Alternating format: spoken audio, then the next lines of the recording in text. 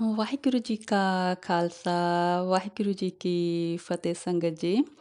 ਸੰਗਤ ਜੀ ਅੱਜ ਉਸ ਵਿਸ਼ੇ 'ਤੇ ਵਿਚਾਰ ਕਰਦੇ ਹਾਂ ਜਿਹਦੇ ਬਾਰੇ ਅਸੀਂ ਜਾਣਦੇ ਸਾਰੇ ਹਾਂ ਔਰ ਬਹੁਤ ਦੇਰ ਤੋਂ ਜਾਣਦੇ ਹਾਂ, ਪਰ ਅਸੀਂ ਸਾਰੇ ਉਹਦੇ ਉੱਤੇ ਵਿਸ਼ਵਾਸ ਨਹੀਂ ਕਰਦੇ। ਵਿਸ਼ਵਾਸ ਸ਼ਾਇਦ ਇਸ ਕਰਕੇ ਨਹੀਂ ਕਰਦੇ ਕਿਉਂਕਿ ਅਸੀਂ ਬਾਣੀ ਦੇ ਨਾਲ ਉਸ ਰੂਪ ਵਿੱਚ ਨਹੀਂ ਜੁੜੇ ਜਾਂ ਜੁੜ ਸਕੇ ਜਿਸ ਰੂਪ ਵਿੱਚ ਸਾਨੂੰ ਜੁੜਨਾ ਚਾਹੀਦਾ ਸੀ। ਕਿਉਂਕਿ ਅਸੀਂ ਬਹੁਤ ਘੱਟ ਪ੍ਰਤੀਸ਼ਤ ਹਾਂ ਜਿਨ੍ਹਾਂ ਨੇ ਗੁਰੂ ਗ੍ਰੰਥ ਸਾਹਿਬ ਜੀ ਦੀ ਬਾਣੀ ਨੂੰ ਆਪ ਪੜ੍ਹਿਆ, ਸਮਝਿਆ ਅਤੇ ਹੰਢਾਇਆ ਹੈ। ਕੋਟਨ ਮੇਂ ਏਕ, ਉਹਨੂੰ ਤਾਂ ਸਾਰਾ ਕੁਝ ਪਤਾ ਜਿਹਨੇ ਗੁਰਬਾਣੀ ਨੂੰ ਆਪਣੇ ਜੀਵਨ 'ਚ ਹੰਢਾਇਆ। ਪਰ ਅੱਜ ਕੱਲ੍ਹ ਗੁਰਬਾਣੀ 'ਤੇ ਜਾਂ ਕਹਿ ਲਓ ਕਿ ਪਰਮਾਤਮਾ ਨਾਲ ਨੇੜੇ ਹੋਣ ਦਾ ਜਾਂ ਪਰਮਾਤਮਾ ਦੀ ਸ਼ਕਤੀ ਦਾ ਹੌਲੀ ਹੌਲੀ ਲੋਕ ਜਿੱਦਾਂ ਅਹਿਸਾਸ ਕਰਨ ਲੱਗੇ ਨੇ। ਜਿਵੇਂ ਕਹਿੰਦੇ ਨੇ ਨਾ ਕਿ ਮਤਲਬ ਸਤਿਯੁਗ ਸੀ ਉਸ ਸਮੇਂ ਜਿਹੜਾ ਹੈਗਾ ਮਨੁੱਖ ਦਾ ਸੁਭਾਅ ਸਤਿਯੁਗੀ ਸੀ ਕਿ ਮਨੁੱਖ ਦੇ ਵਿੱਚ ਇੰਨੇ ਵਿਕਾਰ ਨਹੀਂ ਸੀ ਜਿੰਨੇ ਹੁਣ ਨੇ। ਮਨੁੱਖ ਜੀਵ ਮਾਇਆ ਦੇ ਪਿੱਛੇ ਇਵੇਂ ਨਹੀਂ ਸੀ ਭੱਜ ਰਿਹਾ ਜਿਵੇਂ ਅੱਜ ਕੱਲ੍ਹ ਭੱਜ ਰਿਹਾ। ਇਸ ਕਰਕੇ ਕਹਿੰਦੇ ਨੇ ਉਹ ਜੀਵ ਸਤਿਯੁਗੀ ਸੀ। ਸਤਿਯੁਗ ਦਾ ਮਤਲਬ ਇਹ ਨਹੀਂ ਸੀ ਕਿ ਉਦੋਂ ਉਸ ਸਮੇਂ ਧਰਤੀ ਹੋਰ ਤਰ੍ਹਾਂ ਦੀ ਸੀ ਜਾਂ ਪਾਣੀ ਹੋਰ ਤਰ੍ਹਾਂ ਦੀ ਸੀ, ਸੂਰਜ ਹੋਰ ਸੀ, ਚੰਦਰਮਾ ਹੋਰ ਸੀ। ਸਭ ਕੁਛ ਇਹੋ ਜਿਹਾ ਹੀ ਸੀ। ਸੂਰਜ, ਚੰਦ, ਧਰਤੀ ਸਭ ਕੁਛ ਅੱਜ ਵਰਗਾ ਹੀ ਸੀ।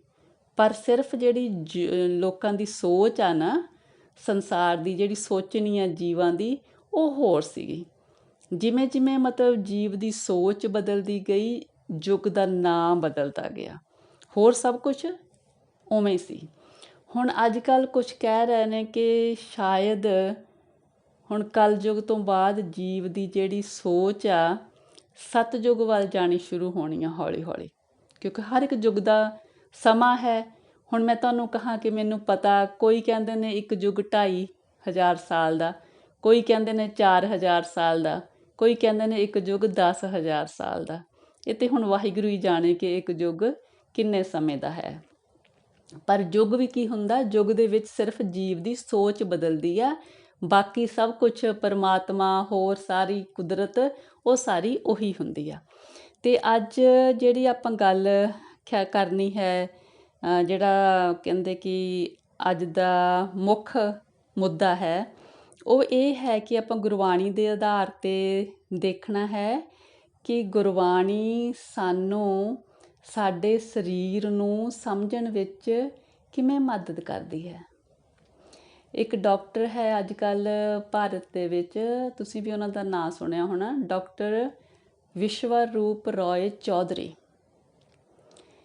ਇੱਕ ਦੋ ਦਫਾ ਦਾਸੀ ਦੇ ਮਨ ਵਿੱਚ ਇਹਦੇ ਬਾਰੇ ਵਿਚਾਰ ਕਰਨ ਬਾਰੇ ਆਇਆ, ਪਰ ਜਿਸ ਤਰ੍ਹਾਂ ਉਹ ਕਈ ਦਫਾ ਹੁਣ ਉਸ ਡਾਕਟਰ ਨੂੰ ਸੁਣਿਆ ਤਾਂ ਸੋਚਿਆ ਕਿ ਵਿਚਾਰ ਜ਼ਰੂਰ ਕਰਨੀ ਚਾਹੀਦੀ ਆ ਸੰਗਤ ਦੇ ਵਿੱਚ, ਕਿਉਂਕਿ ਹੋ ਸਕਦਾ ਕਿਸੇ ਨੂੰ ਇਹਦੇ ਤੋਂ ਲਾਭ ਪਹੁੰਚ ਸਕੇ। ਉਸ ਡਾਕਟਰ ਦਾ ਕਹਿਣਾ ਹੈ ਕਿ ਜਿਹੜੀਆਂ ਆਪਾਂ ਦਵਾਈਆਂ ਖਾਂਦੇ ਹਾਂ, ਉਹ ਦਵਾਈਆਂ ਦਾ ਆਪਣੇ ਸਰੀਰ ਨੂੰ ਕੋਈ ਫਾਇਦਾ ਨਹੀਂ। ਜ਼ਿਆਦਾਤਰ ਜਿਹੜੀਆਂ ਐਲੋਪੈਥੀ ਦਵਾਈਆਂ ਖਾਂਦੇ ਹਾਂ,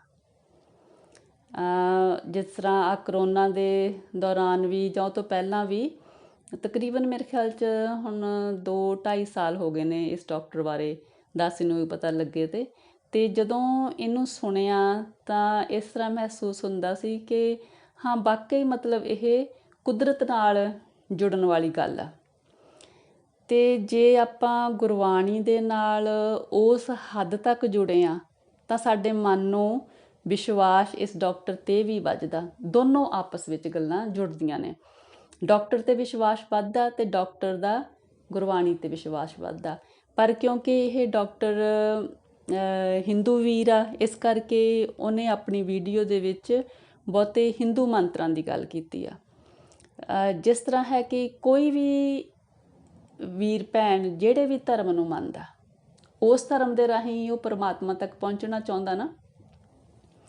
ਜਿਸ ਤਰ੍ਹਾਂ ਹੁਣ ਅਸੀਂ ਕਹਿ ਦਈਏ, ਹਾਂ ਇਹ ਗੱਲ ਵੱਖਰੀ ਆ ਕਿ ਹਰ ਇੱਕ ਧਰਮ ਦੇ ਰਾਹੀਂ ਉਹਦੇ ਤੱਕ ਪਹੁੰਚਣ ਦਾ ਵਕਤ ਦਾ ਫਰਕ ਹੋ ਸਕਦਾ ਅਤੇ ਉਹਦੀ ਰਹਿਮਤ ਦਾ ਵੀ ਫਰਕ ਹੋ ਸਕਦਾ।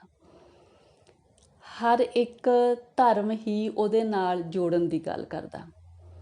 ਜਿਸ ਤਰ੍ਹਾਂ ਆਪਾਂ ਕਹੀਏ ਕਿ ਕਈ ਦਫਾ ਕਹਿੰਦੀ ਹੁੰਦੀ ਹਾਂ ਇਹ ਗੱਲ, ਵਾਹਿਗੁਰੂ ਜੀ ਵੱਲੋਂ ਹੀ ਦਾਤ ਹੈ ਕਿ ਇਨਸਾਨ, ਜਿਸ ਤਰ੍ਹਾਂ ਆਪਾਂ ਅੱਜ ਕੱਲ੍ਹ ਜਦੋਂ ਫੋਨ ਦਾ ਨਵਾਂ ਵਰਜ਼ਨ ਆਉਂਦਾ, ਹਰ ਕੋਈ ਨਵਾਂ ਵਰਜ਼ਨ ਲੈਣ ਲਈ ਭੱਜਦਾ, ਪਰ ਧਰਮ ਇੱਕ ਜੀਵਨ ਜਾਚ ਆ। ਜਦੋਂ ਇਹਦਾ ਨਵਾਂ ਵਰਜ਼ਨ ਆਇਆ, ਉਹਦੇ ਲਈ ਇੰਨੀ ਦੁਨੀਆ ਨੇ ਦੌੜ ਭੱਜ ਨਹੀਂ ਕੀਤੀ। ਮੇਰੇ ਕਹਿਣ ਤੋਂ ਮਤਲਬ ਹੈ ਕਿ ਸਿੱਖ ਧਰਮ ਬਹੁਤ ਨਵਾਂ ਧਰਮ ਹੈ ਔਰ ਸਨਾਤਨ ਧਰਮ ਸ਼ਾਇਦ ਦੁਨੀਆ ਦਾ ਸਭ ਤੋਂ ਪੁਰਾਣਾ ਧਰਮ ਆ। ਹੁਣ ਆਪਾਂ ਔਰ ਜਿਹੜਾ ਸਿੱਖ ਧਰਮ ਆ ਨਾ, ਗੁਰੂ ਨਾਨਕ ਪਾਤਸ਼ਾਹ ਨੇ ਪਰਮਾਤਮਾ ਤੱਕ ਪਹੁੰਚ ਬਹੁਤ ਸੌਖੀ ਬਣਾ ਦਿੱਤੀ ਆ। ਇਹਨੂੰ ਬਹੁਤ ਸੌਖਾ ਕਰ ਦਿੱਤਾ ਔਰ ਬਹੁਤ ਹੀ ਅਸਲੀਅਤ ਦੇ ਨੇੜੇ ਆ, ਸਭ ਤੋਂ ਜ਼ਿਆਦਾ ਅਸਲੀਅਤ ਦੇ ਨੇੜੇ ਆ। ਇਸ ਕਰਕੇ ਨਹੀਂ ਕਹਿ ਰਹੀ ਕਿ ਗੁਰੂ ਨਾਨਕ ਪਾਤਸ਼ਾਹ ਜੀ ਦੀ ਸਿੱਖ ਹਾਂ, ਪਰ ਸੱਚਾਈ ਇਹ ਆ। ਇੱਕ ਦਫਾ ਮਸਕੀਨ ਜੀ ਕਹਿੰਦੇ ਨੇ ਕਿ ਕੋਈ ਸਰਬ ਧਰਮ ਸੰਮੇਲਨ ਹੋਇਆ ਸੀ, ਤਾਂ ਉੱਥੇ ਕਹਿੰਦੇ ਇੱਕ 94 ਸਾਲ ਦੇ ਬਜ਼ੁਰਗ ਮੁਸਲਮਾਨ ਪੀਰ ਸੀ, ਜਿਨ੍ਹਾਂ ਨੇ ਕਿਹਾ ਸੀ ਕਿ ਜਦੋਂ ਦੁਨੀਆ ਨੂੰ ਸਮਝ ਲੱਗ ਗਈ ਜਾਂ ਦੁਨੀਆ ਨੇ ਇੱਕ ਧਰਮ ਅਪਣਾਇਆ ਤਾਂ ਉਹ ਧਰਮ ਸਿੱਖ ਧਰਮ ਹੋਊਗਾ। ਔਰ ਉਹ ਮੁਸਲਮਾਨ ਸੀ ਜਿਨ੍ਹਾਂ ਨੇ ਇਹ ਗੱਲ ਕਹੀ। ਹੋਰ ਵੀ ਬਹੁਤ ਜ਼ਿਆਦਾ ਵਿਦਵਾਨਾਂ ਨੇ ਇਹਦੇ ਬਾਰੇ ਕਿਹਾ ਕਿ ਸਿੱਖ ਧਰਮ ਅਸਲੀਅਤ ਦੇ ਨੇੜੇ ਹੈ। ਜਿਸ ਤਰ੍ਹਾਂ ਹੁਣ ਆਪਾਂ ਕਹਿ ਦਈਏ ਕਿ ਮਤਲਬ ਉਦਾਹਰਨ ਦੇ ਲਈ ਅਸੀਂ ਏਅਰਪੋਰਟ 'ਤੇ ਜਾਣਾ, ਏਅਰਪੋਰਟ 'ਤੇ ਪਹੁੰਚਾਂਗੇ ਤਾਂ ਸਾਰੀ, ਕੋਈ ਕਹਿੰਦਾ ਮੈਂ ਗੱਡੇ 'ਤੇ ਜਾਣਾ, ਕੋਈ ਕਹਿੰਦਾ ਮੈਂ ਰਿਕਸ਼ੇ 'ਤੇ ਜਾਣਾ, ਕੋਈ ਕਹਿੰਦਾ ਮੈਂ ਸਕੂਟਰ 'ਤੇ ਜਾਣਾ, ਕੋਈ ਕਹਿੰਦਾ ਮੈਂ ਕਾਰ 'ਤੇ ਜਾਣਾ, ਕੋਈ ਕਹਿੰਦਾ ਮੈਂ ਬੱਸ 'ਤੇ ਜਾਣਾ, ਕੋਈ ਕਹਿੰਦਾ ਮੈਂ ਟ੍ਰੇਨ 'ਤੇ ਜਾਣਾ। ਪਹੁੰਚ ਤਾਂ ਸਾਰਿਆਂ ਨੇ ਜਾਣਾ, ਪਰ ਵਕਤ ਅਲੱਗ-ਅਲੱਗ ਲੱਗਣਾ। ਇਸ ਤਰ੍ਹਾਂ ਹੀ ਇਹ ਧਰਮ, ਜਿਹੜੇ ਨਾ ਆਪਾਂ ਧਰਮ ਰੱਖਿਆ, ਪਰ ਹੈ ਤੇ ਇਹ ਜੋ ਪਰਮਾਤਮਾ ਤੱਕ ਪਹੁੰਚਣ ਦੀ ਗੱਲ ਕਰਨ ਦੀ ਚੀਜ਼ ਆ, ਜੀਵਨ ਦੀ ਇੱਕ ਜਾਂਚ ਹੈਗੀ ਆ। ਮਤਲਬ ਇਹ ਅਲੱਗ-ਅਲੱਗ ਨੇ, ਪਹੁੰਚ ਜਾਣਾ ਸਾਰਿਆਂ ਨੇ ਉਹਦੀ ਰਹਿਮਤ ਸਦਕਾ, ਪਰ ਵਕਤ ਦਾ ਫਰਕ ਆ। ਗੁਰੂ ਨਾਨਕ ਪਾਤਸ਼ਾਹ ਜੀ ਨੇ ਬਹੁਤ ਹੀ ਸਿੱਧਾ ਅਤੇ ਸਰਲ ਮਾਰਗ ਆਪਣੇ ਸਿੱਖ ਲਈ ਬਣਾਇਆ। ਸਿੱਖ ਵੀ ਜੋ ਆਪਾਂ ਕਹਿੰਦੇ ਆ, ਸਿੱਖ ਦਾ ਮਤਲਬ ਸਿੱਖਣਾ, ਜੋ ਸਿੱਖਦਾ ਰਹਿੰਦਾ। ਸਾਰੀ ਜ਼ਿੰਦਗੀ ਅਸੀਂ ਸਿੱਖਦੇ ਹਾਂ, ਮਰਦੇ ਦਮ ਤੱਕ ਅਸੀਂ ਕੁਛ ਨਾ ਕੁਛ ਸਿੱਖਦੇ ਹਾਂ। ਇਸ ਲਈ ਗੁਰੂ ਨਾਨਕ ਪਾਤਸ਼ਾਹ ਨੇ, ਮੇਰੇ ਪਾਤਸ਼ਾਹ ਨੇ ਨਾਮ ਬਹੁਤ ਸੋਹਣਾ ਦਿੱਤਾ, ਸਿੱਖ, ਜੋ ਸਿੱਖਦਾ ਹੀ ਆ ਸਾਰੀ ਉਮਰ। ਵਾਹਿਗੁਰੂ ਜੀ, ਵਾਹਿਗੁਰੂ ਜੀ। ਹਾਂਜੀ ਸੰਗਤ ਜੀ, ਜਦੋਂ ਅਸੀਂ ਉਸ ਪਰਮਾਤਮਾ ਦਾ ਨਾਂ ਲੈਂਦੇ ਹਾਂ, ਉਹਦਾ ਨਾਂ ਲੈਂਦਿਆਂ ਲੈਂਦਿਆਂ ਇੱਕ ਦਿਨ ਜੀਵ ਉਹਦਾ ਰੂਪ ਹੋ ਜਾਂਦਾ। ਜਦੋਂ ਜੀਵ ਉਹਦਾ ਰੂਪ ਹੋ ਗਿਆ ਤਾਂ ਉਹਦੇ 'ਤੇ ਪਰਮਾਤਮਾ 'ਚ ਕੋਈ ਭੇਦ ਨਹੀਂ ਨਾ ਰਿਹਾ। ਫਿਰ ਉਸ ਵਕਤ ਜੀਵ ਨੂੰ ਆਪਣੇ ਸਰੀਰ ਦੇ ਭੇਦ ਖੁੱਲ੍ਹਣੇ ਸ਼ੁਰੂ ਹੋ ਜਾਂਦੇ ਨੇ। ਇਹ ਜਿਹੜਾ ਡਾਕਟਰ ਆ, ਇਹ ਵੀ ਅੱਜ ਗੱਲ ਕਰ ਰਿਹਾ ਕਿ ਸਾਡੇ ਸਰੀਰ ਨੂੰ ਠੀਕ ਕਰਨ ਦੇ ਲਈ ਅਸੀਂ ਮੰਤਰਾਂ ਦਾ ਜਾਪ ਕਰੀਏ। ਜਿਸ ਤਰ੍ਹਾਂ ਮੈਂ ਪਹਿਲਾਂ ਕਿਹਾ, ਉਹ ਮੰਤਰ ਇਸ ਕਰਕੇ ਕਹਿ ਰਿਹਾ ਕਿ ਉਹ ਹਿੰਦੂ ਵੀਰ ਆ, ਉਹਨੂੰ ਆਪਣੇ ਵੇਦ ਦੇ ਮੰਤਰਾਂ ਦਾ ਪਤਾ, ਪਰ ਅਸੀਂ ਆਪਣੀ ਗੁਰਬਾਣੀ, ਹਰ ਕੋਈ ਮਤਲਬ ਆਪਣੇ ਧਰਮ ਦੇ ਹਿਸਾਬ ਨਾਲ ਆਪਣੇ ਜਿਹੜੇ ਧਾਰਮਿਕ ਮੰਤਰ ਨੇ, ਧਾਰਮਿਕ ਪਾਠ ਆ, ਧਾਰਮਿਕ ਗੁਰਮੰਤਰ ਆ, ਉਹਦੇ ਨਾਲ, ਵਾਹਿਗੁਰੂ ਦੇ ਨਾਲ ਜੁੜ ਸਕਦੇ ਆ। ਗੁਰਬਾਣੀ 'ਚ ਆਉਂਦਾ ਨਾ ਕਿ ਸਰਬ ਰੋਗ ਕਾ ਔਖਦ ਨਾਮ। ਔਖਦ ਹੁੰਦਾ ਦਵਾਈ। ਨਾਮ ਉਸ ਪਰਮਾਤਮਾ ਦਾ ਨਾਮ ਜਪਣਾ, ਉਹਦੀ ਯਾਦ ਆਪਣੇ ਚਿੱਤ ਵਿੱਚ ਵਸਾਉਣੀ। ਕਹਿੰਦੇ ਸਾਰੇ ਰੋਗਾਂ ਦੀ ਦਵਾਈ ਉਸ ਪਰਮਾਤਮਾ ਦਾ ਨਾਮ ਆ। ਔਰ ਜੋ ਉਹਦੇ ਪਰਮਾਤਮਾ ਦੇ ਨਾਮ ਨੂੰ ਜਪਦਾ ਉਹਦੇ ਲਈ ਸਰੀਰ ਦੇ ਭੇਦ ਇਸ ਤਰ੍ਹਾਂ ਖੁੱਲ੍ਹਦੇ ਨੇ। ਭਗਤ ਕਬੀਰ ਜੀ ਗੁਰੂ ਗ੍ਰੰਥ ਸਾਹਿਬ ਜੀ ਦੇ ਅੰਗ 793 'ਚ ਕਹਿ ਰਹੇ ਨੇ, 72 ਘਰ ਇੱਕ ਪੁਰਖ ਸਮਾਇਆ, ਉਨ ਦੀਆ ਨਾਮ ਲਿਖਾਈ। ਜਿਹੜਾ ਇਹ 72 ਘਰ ਕਹਿ ਰਹੇ ਨੇ ਨਾ, ਇਹ ਸਾਡੇ ਸਰੀਰ ਵਿੱਚ 72,000 ਨਾੜੀਆਂ ਨੇ। ਕਹਿੰਦੇ ਮੇਰੇ ਗੁਰੂ ਨੇ ਮੈਨੂੰ ਜਦੋਂ ਸਿੱਖਿਆ ਦਿੱਤੀ, ਮੈਂ ਨਾਮ ਜਪਿਆ, ਕਹਿੰਦੇ ਮੈਂ ਉਸ ਪੁਰਖ ਦਾ ਨਾਮ ਗੁਰੂ ਕੋਲੋਂ ਰਾਹਦਾਰੀ ਲਈ ਲੈ ਲਿਆ, ਜਿਹੜਾ ਪੁਰਖ ਪਰਮਾਤਮਾ ਨੂੰ ਕਹਿ ਰਹੇ ਨੇ 72,000 ਘਰ ਵਾਲੀਆਂ ਜਿੱਥੇ ਨਾੜੀਆਂ ਨੇ ਉੱਥੇ ਸਮਾਇਆ ਹੋਇਆ। ਦੱਸ ਰਹੇ ਨੇ ਵੀ ਸਾਡੇ ਸਰੀਰ 'ਚ 72,000 ਨਾੜੀਆਂ ਨੇ। ਹੁਣ ਇਹ ਗੱਲ ਕਬੀਰ ਜੀ ਨੂੰ ਕਿੱਦਾਂ ਪਤਾ ਲੱਗ ਗਈ? ਉਸ ਸਮੇਂ ਤਾਂ ਅੰਦਰ ਕੋਈ ਅਲਟਰਾਸਾਊਂਡ ਵਗੈਰਾ ਕਰਨ ਦਾ ਵੀ ਕੋਈ ਇੱਦਾਂ ਦਾ ਹੈ ਨਹੀਂ ਸੀ ਹੀਲਾ। ਅਤੇ ਇਹੀ ਗੱਲ ਭਗਤ ਨਾਮਦੇਵ ਜੀ ਕਹਿ ਰਹੇ ਨੇ। ਭਗਤ ਨਾਮਦੇਵ ਜੀ ਦੀ ਇਹ ਤੁਕ ਹੈਗੀ ਆ ਗੁਰੂ ਗ੍ਰੰਥ ਸਾਹਿਬ ਜੀ ਦੇ ਅੰਗ 693 ਤੇ ਸਵਾਇਮਾਨ ਹੈ ਜੀ। ਕਹਿੰਦੇ 70 ਦੋਏ ਭਰੇ ਅੰਮ੍ਰਿਤ, ਸਰ ਬਿਖ ਕੋ ਮਾਰ ਕਢਾਵੋ। 70 ਦੋਏ ਭਰੇ ਅੰਮ੍ਰਿਤ, ਸਰ ਬਿਖ ਕੋ ਮਾਰ ਕਢਾਵੋ। ਕਹਿੰਦੇ ਜਿਹੜੀਆਂ 72,000 ਨਾੜੀਆਂ ਦੇ ਨਾਲ ਅੰਮ੍ਰਿਤ ਭਰਿਆ ਹੋਇਆ, ਕਹਿੰਦੇ ਮੇਰੇ ਅੰਦਰ ਜਿਹੜੀਆਂ 72,000 ਨਾੜੀਆਂ ਨੇ ਉਹਨਾਂ ਸਾਰੀਆਂ 'ਚ ਅੰਮ੍ਰਿਤ ਭਰਿਆ ਹੋਇਆ। ਕਹਿੰਦੇ ਇਹਦੇ ਨਾਲ ਹੁਣ ਮੈਂ ਜਿਹੜੀ ਸਾਰੀ ਮਾਇਆ ਦੀ ਜ਼ਹਿਰ ਆ ਕੱਢ ਮਾਰੀ ਆ। ਅਤੇ ਨਾਮਦੇਵ ਜੀ ਨੂੰ, ਭਗਤ ਨਾਮਦੇਵ ਜੀ ਨੂੰ ਕਿਹਨੇ ਦੱਸਿਆ ਕਿ ਵੀ ਸਾਡੇ ਸਰੀਰ ਦੇ ਅੰਦਰ 72,000 ਨਾੜੀਆਂ ਨੇ? ਹੈਰਾਨੀ ਦੀ ਗੱਲ ਹੈ ਨਾ। ਕੁਛ ਹੈ ਸੀ ਨਾ ਕਿ ਉਹਨਾਂ ਨੂੰ ਸਰੀਰ ਦੇ ਅੰਦਰੋਂ ਭੇਦ ਖੁੱਲ੍ਹ ਗਏ ਸੀਗੇ ਸਾਡੇ ਸਰੀਰ ਦੇ ਅੰਦਰ ਕੀ ਆ। ਫਿਰ ਬਾਬਾ ਫਰੀਦ ਜੀ ਨੇ, ਉਹ ਗੁਰੂ ਗ੍ਰੰਥ ਸਾਹਿਬ ਜੀ ਦੇ ਅੰਗ 488 ਤੇ ਕਹਿੰਦੇ ਨੇ, ਗੰਢੇਂਦਿਆਂ 6 ਮਾਹਾਂ, ਤੁੜੰਦਿਆਂ 1 ਖਿਨੋ। ਹੁਣ ਅੱਜ ਵੀ ਡਾਕਟਰ ਮੰਨਦੇ ਨੇ ਨਾ ਕਿ ਜਦੋਂ ਬੱਚੇ ਦਾ ਅੰਦਰ ਵਿਕਾਸ ਹੁੰਦਾ ਮਾਤਾ ਦੇ ਗਰਭ ਵਿੱਚ, 6 ਮਹੀਨੇ ਦੇ ਵਿੱਚ ਬੱਚਾ ਪੂਰਾ ਬਣ ਜਾਂਦਾ, ਉਹਦੇ ਤੋਂ ਬਾਅਦ ਫਿਰ ਉਹ ਬਲਦਾ ਫੁੱਲਦਾ। ਅਤੇ ਇਹ ਬਾਬਾ ਫਰੀਦ ਜੀ ਨੇ ਇੰਨੇ 1000 ਸਾਲ ਪਹਿਲਾਂ ਇਹ ਗੱਲ ਕਹਿ ਦਿੱਤੀ। ਉਹਨਾਂ ਨੂੰ ਕਿੱਦਾਂ ਪਤਾ ਲੱਗ ਗਈ ਵੀ ਅੰਦਰ ਬੱਚੇ ਨੂੰ ਬਣਨ ਲਈ 6 ਮਹੀਨੇ ਲੱਗਦੇ ਨੇ? ਇੱਕ ਮਿਕਤਾ ਸੀ ਨਾ ਪਰਮਾਤਮਾ ਨਾਲ, ਤਾਂ ਉਹ ਸਾਰੇ ਭੇਦ ਜਿਹੜੇ ਸਰੀਰ ਦੇ ਨੇ ਖੁੱਲ੍ਹੇ ਹੋਏ ਸੀ ਨਾ ਅੰਦਰੋਂ। ਗੁਰੂ ਨਾਨਕ ਪਾਤਸ਼ਾਹ ਜੀ ਕਹਿੰਦੇ ਨੇ ਜਪਜੀ ਸਾਹਿਬ ਦੇ ਵਿੱਚ, ਆਪਾਂ ਸਾਰੇ ਜਾਣਦੇ ਹਾਂ ਇਸ ਤੁਕ ਨੂੰ, ਸੁਣੀਐ ਜੋਗ ਜੁਗਤ ਤਨ ਭੇਦ। ਸੁਣੀਐ ਜੋਗ ਜੁਗਤ ਤਨ ਭੇਦ। ਸੁਣਨਾ ਕੀ ਹੈ? ਉਸ ਪਰਮਾਤਮਾ ਦਾ ਨਾਮ।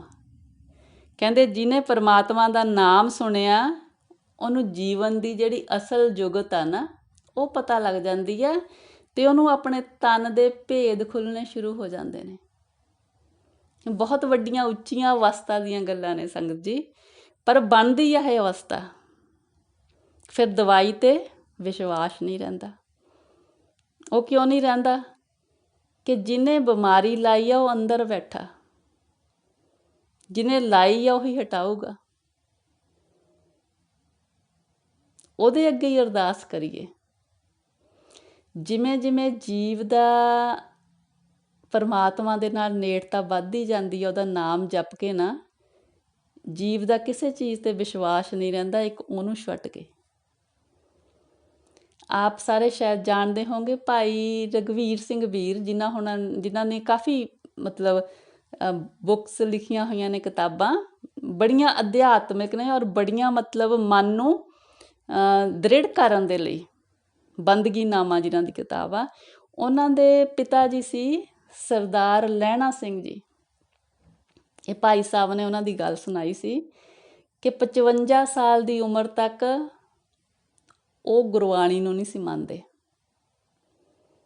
ਉਸ ਬਹੁਤ ਪੁਰਾਣੀ ਗੱਲ ਆ, ਅੰਗਰੇਜ਼ਾਂ ਦਾ ਰਾਜ ਸੀ। ਕਹਿੰਦੇ ਸੀ ਕਦੇ ਕਦੇ ਚਰਚ ਜਾਂਦੇ ਹੁੰਦੇ ਸੀ ਜਾਂ ਕਦੇ ਬਾਈਬਲ ਦੀਆਂ ਗੱਲਾਂ ਕਰਦੇ ਹੁੰਦੇ ਸੀ। ਫਿਰ ਕਹਿੰਦੇ ਜਦੋਂ ਗੁਰਬਾਣੀ ਦੇ ਲੜ ਲੱਗੇ ਤਾਂ ਐਸਾ ਲੱਗੇ ਕਿ ਮਰਤੇ ਦਮ ਤੱਕ ਕਹਿੰਦੇ ਕਿਸੇ ਡਾਕਟਰ ਕੋਲ ਨਹੀਂ ਗਏ। 55 ਸਾਲ ਦੀ ਉਮਰ ਤੱਕ ਕਹਿੰਦੇ ਗੁਰਬਾਣੀ ਦੇ ਲੜ ਨਹੀਂ ਲੱਗੇ। ਔਰ ਇਹ ਦੱਸੋ ਕਿ ਜਿਹੜੀ ਬਿਮਾਰੀ ਉਹਨਾਂ ਕੋਲ ਨਹੀਂ ਸੀਗੀ ਉਦੋਂ ਤੱਕ। 55 ਸਾਲ ਦੀ ਉਮਰ ਤੋਂ ਕਹਿੰਦੇ ਉਹ ਗੁਰਬਾਣੀ ਦੇ ਲੜ ਲੱਗੇ ਔਰ ਮਰਦੇ ਦਮ ਤੱਕ ਇੱਕ ਡਾਕਟਰ ਕੋਲ ਨਹੀਂ ਗਏ। ਕਹਿੰਦੇ ਗੁਰਬਾਣੀ ਦੇ ਇੰਨਾ ਭਰੋਸਾ ਹੋ ਗਿਆ ਕਿ ਵੀ ਉਹ ਵਾਹਿਗੁਰੂ ਹੀ ਮੈਨੂੰ ਠੀਕ ਕਰੂ। ਕਹਿੰਦੇ ਜੇ ਕੁਛ ਥੋੜ੍ਹੀ ਮੋਟੀ ਹੁੰਦੀ ਨਾ ਸਰੀਰ ਦੇ ਵਿੱਚ ਕੁਛ ਵੀ, ਉਦੋਂ ਤਾਂ ਉਹਨਾਂ ਨੂੰ ਕਹਿੰਦੇ ਕਿ ਕਾਫੀ ਗਠੀਏ ਦਾ ਰੋਗ ਸੀਗਾ।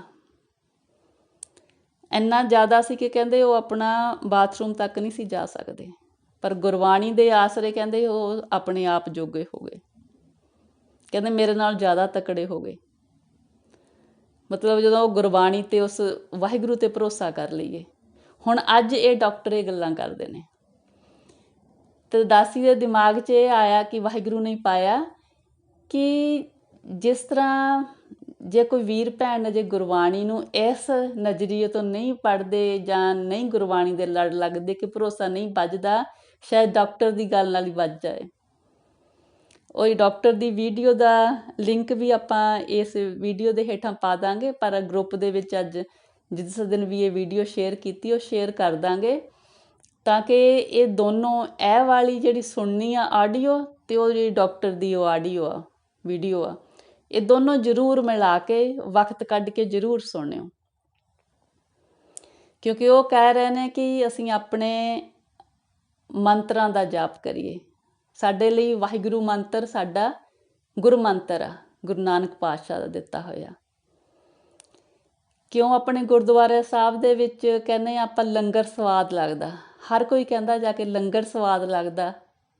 ਕਿਉਂ ਲੱਗਦਾ? ਉੱਥੇ ਗੁਰਬਾਣੀ ਦਾ ਕੀਰਤਨ ਹੋ ਰਿਹਾ ਹੁੰਦਾ, ਉੱਥੇ ਸਾਰੀਆਂ ਜਿਹੜੀਆਂ ਆਪਣੀਆਂ ਤਰੰਗਾਂ ਹੁੰਦੀਆਂ ਨੇ ਚੰਗੀਆਂ ਹੁੰਦੀਆਂ ਨੇ, ਉਹਨਾਂ ਦੇ ਵਿੱਚ ਭੋਜਨ ਤਿਆਰ ਹੁੰਦਾ। ਆਪਾਂ ਸਾਰਿਆਂ ਨੂੰ ਇਹਦੇ ਉੱਪਰ ਗੌਰ ਕਰਨੀ ਚਾਹੀਦੀ ਹੈ ਕਿ ਜਦੋਂ ਆਪਾਂ ਘਰੇ ਵੀ ਖਾਣਾ ਤਿਆਰ ਕਰੀਏ ਤਾਂ ਆਪਾਂ ਵਾਹਿਗੁਰੂ ਦਾ ਜਾਪ ਕਰੀਏ, ਗੁਰਬਾਣੀ ਪੜ੍ਹੀਏ, ਗੁਰਬਾਣੀ ਕੋਲ ਲਾ ਲਈਏ ਤਾਂ ਕਿ ਉਹ ਤਰੰਗਾਂ ਖਾਣੇ ਵਿੱਚ ਵੀ ਜਾਣ। ਇਹ ਡਾਕਟਰ ਕਹਿੰਦਾ ਕਿ ਇਹਨਾਂ ਦੇ ਜਿਹੜਾ ਖਾਣਾ ਮਰੀਜ਼ਾਂ ਨੂੰ ਦਿੰਦੇ ਨੇ, ਕਹਿੰਦੇ ਉੱਥੇ ਮੰਤਰਾਂ ਦਾ ਜਾਪ ਕਰਨ ਤੋਂ ਬਾਅਦ ਦਿੰਦੇ ਨੇ। ਇਹਨਾਂ ਨੇ ਤਜਰਬੇ ਕੀਤੇ ਹੋਏ ਨੇ, ਇਹਨਾਂ ਨੇ ਜਿੱਦਾਂ ਕਹਿੰਦੇ ਨੇ ਕਿ ਰਿਪੋਰਟਾਂ ਤਿਆਰ ਕੀਤੀਆਂ ਹੋਈਆਂ ਨੇ। ਮਤਲਬ ਇਹਨਾਂ ਨੂੰ ਸੁਣ ਕੇ ਤੇ ਹੁਣ ਸੰਗਤ ਇਹਨਾਂ ਦੀ ਗੱਲ ਸੁਣ ਕੇ ਤੇ ਬਾਣੀ ਵੱਲ ਲੱਗ ਸਕਦੀ ਆ ਨਾ, ਪਰਮਾਤਮਾ ਦਾ ਨਾਮ ਜਪਣ ਵੱਲ ਲੱਗ ਸਕਦੀ ਆ ਨਾ ਕਿ ਹਾਂ ਸੱਚਾਈ ਆ। ਉਸ ਤਰ੍ਹਾਂ ਤੇ ਕੋਈ ਸਾਡੇ ਵਰਗਾ ਕਹਿੰਦਾ ਤੇ ਕੋਈ ਗੱਲ ਨਹੀਂ ਸੁਣਦਾ ਨਾ। ਇਹ ਤੇ ਜਿਸ ਦੇ ਨਾਲ ਵਾਪਰਦੀ ਆ ਸੰਗਤ ਜੀ, ਫਿਰ ਪਤਾ ਲੱਗਦਾ ਕਿ ਉਸ ਪਰਮਾਤਮਾ ਦੀ ਸ਼ਕਤੀ ਆ, ਅਸੀਂ ਤੁਰੇ ਫਿਰਦੇ ਹਾਂ, ਉਹਦੀ ਜੋਤ ਆ ਤਾਂ ਅਸੀਂ ਤੁਰੇ ਫਿਰਦੇ ਹਾਂ। ਜਿਸ ਨੇ ਨਿਕਲ ਗਈ ਅਸੀਂ ਮਿੱਟੀ ਦੀ ਢੇਰੀਆਂ, ਤੇ ਫਿਰ ਅਸੀਂ ਜਿਹਦੇ ਕਰਕੇ ਅਸੀਂ ਹਾਂ, ਅਸੀਂ ਉਹਦਾ ਨਾਂ ਕਿਉਂ ਨਹੀਂ ਜਪਦੇ? ਜਦੋਂ ਅਸੀਂ ਉਹਦਾ ਨਾਮ ਜਪਦੇ ਹਾਂ ਤਾਂ ਸਾਨੂੰ ਉਹਦੇ 'ਤੇ ਭਰੋਸਾ ਵੱਜਦਾ, ਸਾਡੇ ਸਾਰੇ ਦੁੱਖ ਦੂਰ ਹੁੰਦੇ ਨੇ, ਸਾਡੇ ਮਨ ਨੂੰ ਸ਼ਾਂਤੀ ਮਿਲਦੀ ਆ। ਆਓ ਆਪਾਂ ਫਿਰ ਕਰਕੇ ਦੇਖੀਏ, ਆਓ ਆਪਾਂ ਉਹਦਾ ਨਾਮ ਜਪਣ ਲੱਗੀਏ ਕਿ ਸਾਨੂੰ ਆਪਣੇ ਜਦੋਂ ਨਾਮ ਜਪਦੇ ਆ ਨਾ, ਸਾਨੂੰ ਭਰੋਸਾ ਆ ਜਾਂਦਾ ਵੀ ਸਾਨੂੰ ਜੇ ਉਹਨੇ ਰੋਗੀ ਬਣਾਇਆ, ਠੀਕ ਕਰਨ ਵਾਲਾ ਵੀ ਉਹੀ ਆ। ਸਾਡੇ ਆਪਣੇ ਕਰਮ ਰੋਗ ਨੇ, ਅਸੀਂ ਭੋਗ ਰਹੇ ਹਾਂ, ਪਰ ਕੱਟੇ ਕਿਹਦੇ ਨਾਲ ਜਾਂਦੇ ਨੇ? ਉਹਦਾ ਨਾਮ ਜਪਣ ਨਾਲ। ਫਿਰ ਉਹ ਰਹਿਮਤ ਕਰਦਾ, ਸਾਰਿਆਂ 'ਤੇ ਕਰਦਾ। ਇਸ ਤਰ੍ਹਾਂ ਭਗਤ ਰਵਿਦਾਸ ਜੀ ਕਹਿੰਦੇ ਨੇ ਨਾ ਕਿ ਆਪਨ ਬਾਪੇ ਨਹੀਂ ਕਿਸੀ ਕੋ, ਭਾਵਨ ਕੋ ਹਰ ਰਾਜਾ। ਉਹ ਕਿਸੇ ਦੀ ਕਹਿੰਦੇ ਇੱਕ ਦੀ ਜੱਦੀ ਮਲਕੀਅਤ ਨਹੀਂ ਹੈ, ਉਹ ਤੇ ਜਿਹੜਾ ਵੀ ਉਹਨੂੰ ਭਾਵਨਾ ਦੇ ਨਾਲ, ਪ੍ਰੇਮ ਦੇ ਨਾਲ ਉਹਨੂੰ ਚਾਹੁੰਦਾ, ਉਹਦਾ ਹੀ ਹੋ ਜਾਂਦਾ। ਆਓ ਸਾਰੇ ਆਪਾਂ ਗੁਰਬਾਣੀ ਦੇ ਲੜ ਲੱਗੀਏ ਤੇ ਵਾਹਿਗੁਰੂ ਜੀ ਦਾ ਨਾਮ ਜਪੀਏ ਤੇ ਦੂਜਿਆਂ ਨੂੰ ਵੀ ਜਪਣ ਦੀ ਪ੍ਰੇਰਨਾ ਕਰੀਏ ਜੀ। ਹਾਂਜੀ, ਭੁੱਲਾਂ ਚੁੱਕਾਂ ਦੀ ਮਾਫੀ ਦਿਓ ਸੰਗਤ ਜੀ। ਵਾਹਿਗੁਰੂ ਜੀ ਕਾ ਖਾਲਸਾ, ਵਾਹਿਗੁਰੂ ਜੀ ਕੀ ਫਤਿਹ ਜੀ।